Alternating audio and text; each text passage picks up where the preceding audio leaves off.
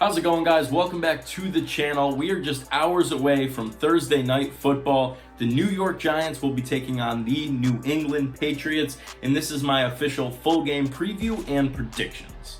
So to hop right into it, we're screwed. Thanks for watching, guys, and I'll see you in the next one. You know, I really wish I could find some optimism. But I've run it over in my head multiple times now, and it's just tough for me to find a scenario where we're currently set up for success and have the potential to win this ball game. I mean, the coaching staff knows this, and that's why a few guys that I'm going to talk about here that I believe were on the fringe of either playing or not playing are going to be held out of this ball game, just because, given the circumstances, it seems like an impossible situation. As I said in my news video earlier this week and my top 5 things to watch for video yesterday, and if you haven't seen those, definitely check those out as well after you watch this video.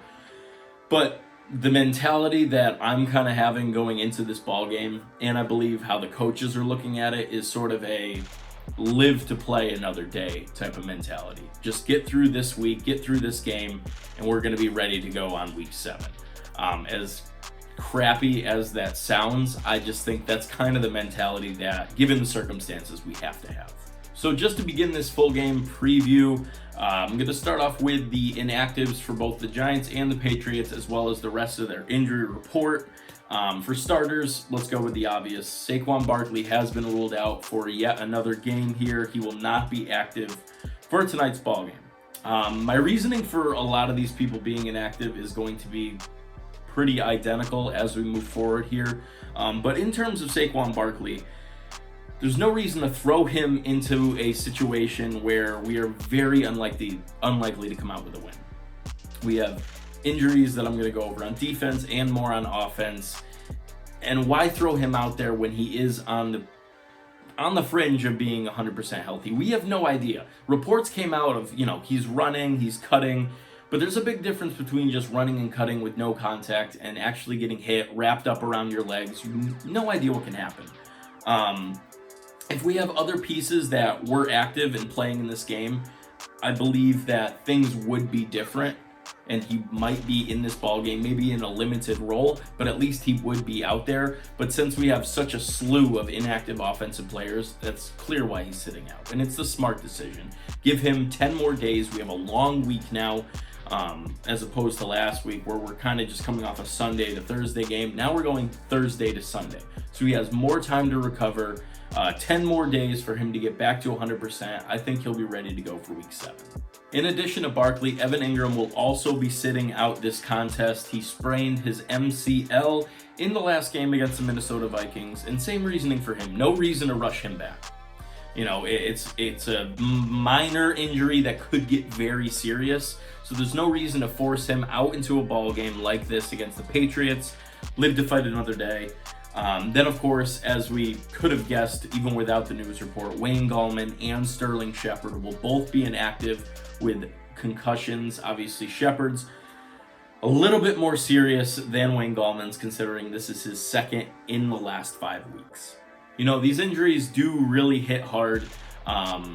Like I said, if all of these guys were active, or even if it was just Barkley and Ingram were active, I would say this is a completely different ball game. But obviously there's nothing you can do. I mean, Barkley, obviously we know what he is, but even Evan Ingram, he's been having the best season of his career to this point already, leading the team in receptions and receiving yards. It's a real shame that he had to come up with an injury like this. But of course, the injuries aren't just limited to the offense. On defense, we do have some inactives as well. It appears that we will be without edge rusher Lorenzo Carter for another week. Obviously, we want everyone healthy, but I have to say, O'Shane Ximines and Marcus Golden have been doing a fantastic job as edge rushers in the absence of Carter. I'd hate to say it since he is such a young player, but sometimes you go down and someone comes in and does a great job and people lose their jobs. Marcus Golden, obviously not as young as Lorenzo Carter or O'Shane Ximines, but when he's leading the team in sacks and he's getting pressure on a consistent basis, he might have won himself a permanent starting job, and the same for O'Shane.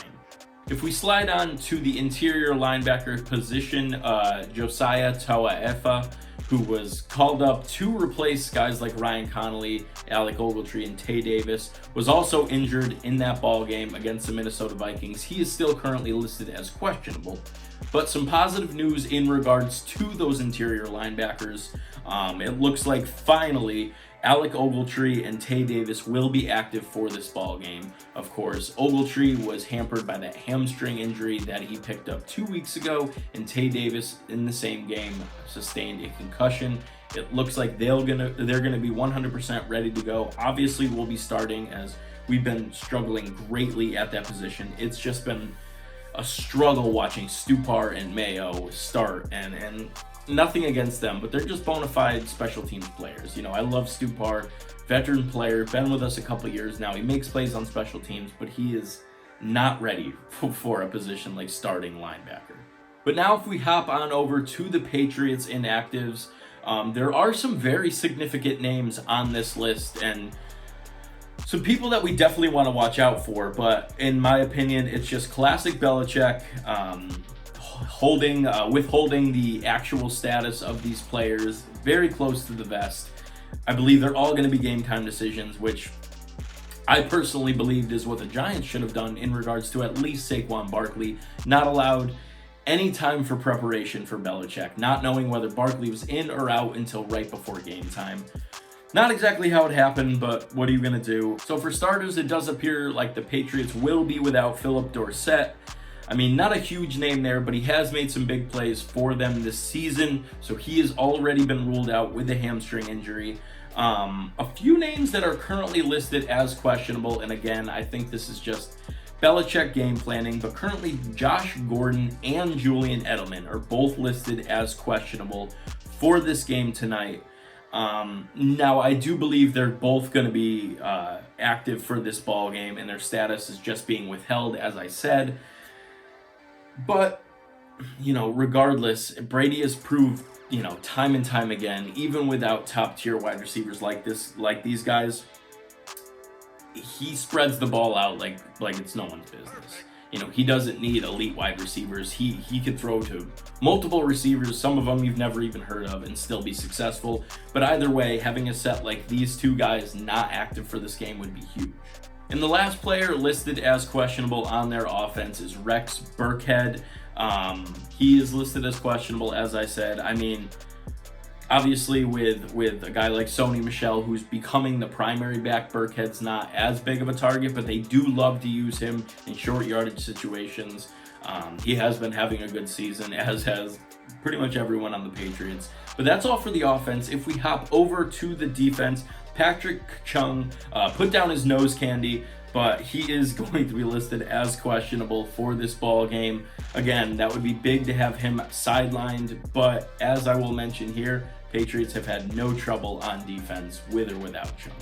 So now if I jump into the kind of the game preview here, I don't even know where to begin, honestly. I mean, it's hard to take it seriously when it's obviously one of those games that you just want to get past and kind of restart the following week, essentially. It's really tough to look at, the numbers that the Patriots defense and offense have been putting up and kind of speculate any theory of how the Giants get anything done here. The Patriots defense is no joke this season. They have studs everywhere you look, whether it's the D-line, linebacker, secondary. They have studs at nearly every single position. The Patriots are coming off a 33-7 win, to the Washington Redskins. Now, obviously, as we know, since we faced them, and all you have to do is look at their record, the Redskins are kind of a joke this season. But regardless, their defense put up monster numbers. They racked up 6 total sacks against Colt McCoy, which included 8 total QB hits. In addition to that, the Patriots did intercept Colt McCoy and force 3 total fumbles in that game.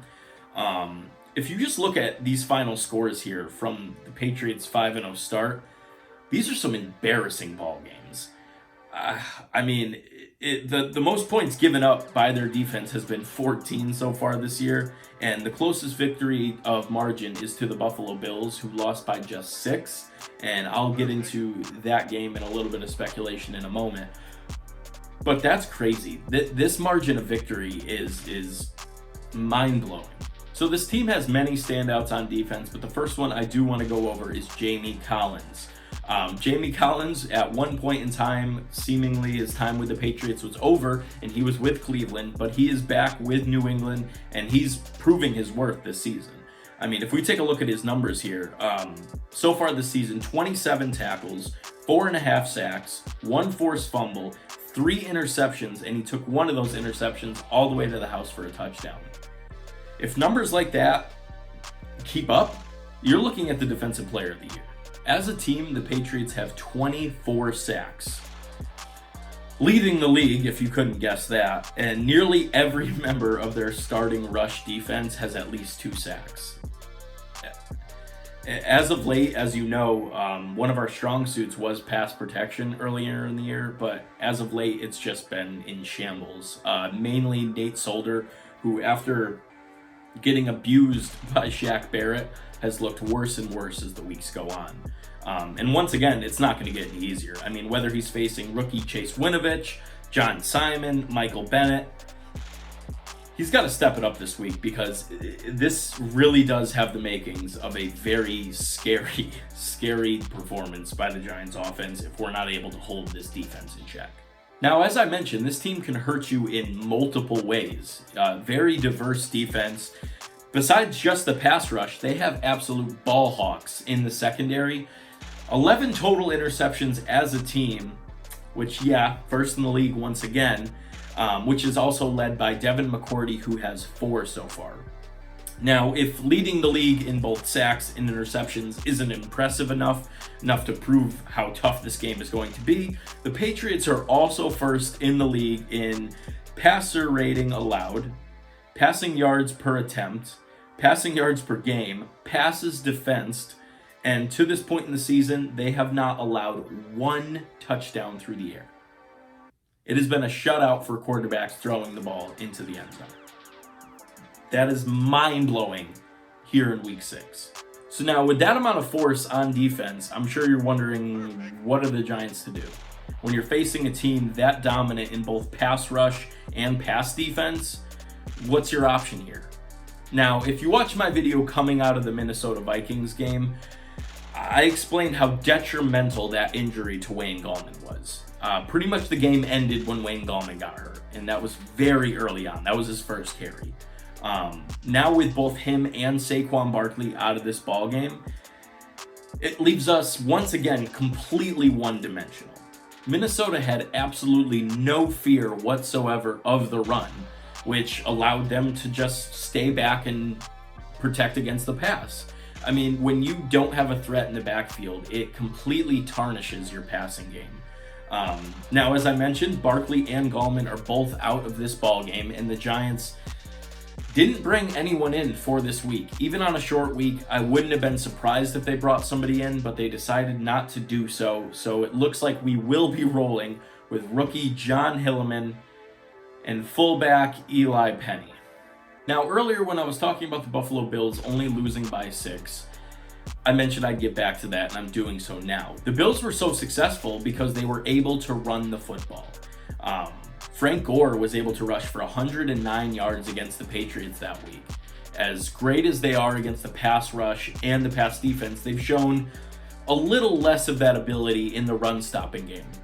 So that should be our mindset going into this week. I mean, again, we're throwing out an unproven rookie and a fullback, which doesn't give me a lot of hope, but if we're able to establish a run game, we do have a chance. So now if we hop on over to the Giants defense, it's been such an up and down year. I mean, we looked very good against Washington, and I mean, even against Tampa Bay, we had our moments. But as shown in that Minnesota game, once we faced a top-tier team, it did not look good. And I believe the defense is really the only way that we can have a chance in this game. At the top of this video, I mentioned guys like Julian Edelman and Josh Gordon may be out of this ball game as they are listed as questionable. I do believe they will be in, but as I already said, even without them, the Patriots have shown for years now Tom Brady's ability to spread the wealth out to no-name wide receivers and have success. So, I mean, realistically, would it help to not have them in the game? Absolutely. But there's still threats out there, even if they don't play. In my top 5 things to watch for video, I mentioned the one way that you beat Tom Brady is to pressure him. I brought up the clips of the Super Bowls of past and why we were successful, and it's because we were able to get pressure up the middle in Tom Brady's face and make him make quick decisions. The sooner you pressure Brady, the less time he has to scan the field, and that's exactly what we need. Now, I'm not going to get into a debate about whether Tom Brady deserves more credit or it's all Bill Belichick in his game planning and Brady's just going out there and running the game plan. I don't want to get into a debate like that because I don't really care. But at the end of the day, when you give Tom Brady time in the pocket, in a clean pocket, he is going to find an open receiver, and that's just facts. And honestly, game planning for this game is the same as the Minnesota ball game. I mentioned we need consistent pressure from our defensive line. It is a must in this game, just like it was last week. Much like Minnesota, the Patriots offense and Tom Brady love to just do these dump off passes to the left and the right, setting up screens to move the ball downfield. Those are safer throws. Now, do the Patriots take risks downfield? Absolutely. But time after time after time, you see the Patriots utilizing these running backs that are very good at catching the football and gaining significant yardage that way. Guys I mentioned earlier, Marcus Golden and O'Shane Ximines, are currently number 1 and 2 on the team in sacks. They've been doing a fantastic job getting around the edge and putting pressure on the quarterback. But as you know, the more linebackers that you send with pressure, the less people you have in pass coverage. This is why I said last week, and coming into this week, I will say it again, the most important people on our defense are Dalvin Tomlinson, Dexter Lawrence, and BJ Hill. Now, Dexter Lawrence has been playing much better at the start as we've gone on into this season. Very slow start for him, but he has come on as of late. But BJ Hill and Dalvin Tomlinson have been vastly underperforming thus far. It is imperative that they beat their matchups and get pressure on Tom Brady, make him make quick decisions, and that will help out our secondary when guarding these receivers. That's what it all comes down to. If we can establish a run game and set up Daniel Jones for the pass effectively, and we can get pressure on Tom Brady on a consistent basis, we have a chance. If we're not able to do that, I'm very worried about this ball game. Now, don't get me wrong, guys. I will fight for the Giants till the day I die. But do I believe we're going to come out of Foxborough with a victory? No. Given the circumstances, it is a near impossible situation to overcome. Now, am I going to believe in the team and root for them throughout this game? Of course. I truly hope it is a high-scoring shootout affair because I believe that is something that we could come away with a victory, but against that defense, it is going to be very tough, especially with, I'm sorry, John Hilliman and Eli Penny, no run game whatsoever. So a realistic aspect and a realistic look at this game, live to fight another day, come out healthy and ready to go in Week 7. As always, just to wrap things up, I have a couple bold predictions going into this game. My first bold prediction is kind of influenced by license plate guy, a good old LPG on Twitter. I believe Eli Manning will get into this ball game. Maybe not in the fashion that LPG wants him to, but I believe Eli will play in this ball game. I believe Giants may pull some trickery, maybe put Eli out as a wide receiver as a decoy. I don't know. I think Eli gets in this game. Maybe it's a blowout and we just want to throw him out there to save Daniel Jones. But that's bold prediction number 1. Number 2, Dexter Lawrence will get a sack for his second straight game and third game out of 4 with a sack. And then lastly, rookie Darius Slayton will be the only receiving touchdown for the Giants. But that's all I got for you guys today. I hope you enjoyed the video. If you did, please leave a like and sub to the channel if you haven't already. I really tried to find some optimism in this ball game. But we all know we're kind of walking into a bloodbath here. My prediction for this game is the Patriots 41, Giants 14. Please, please, please prove me wrong, and more importantly, come out healthy and ready for week number 7. I'll be in attendance for the Arizona Cardinals. Giants, best of luck, and I'll see you in the next one, guys.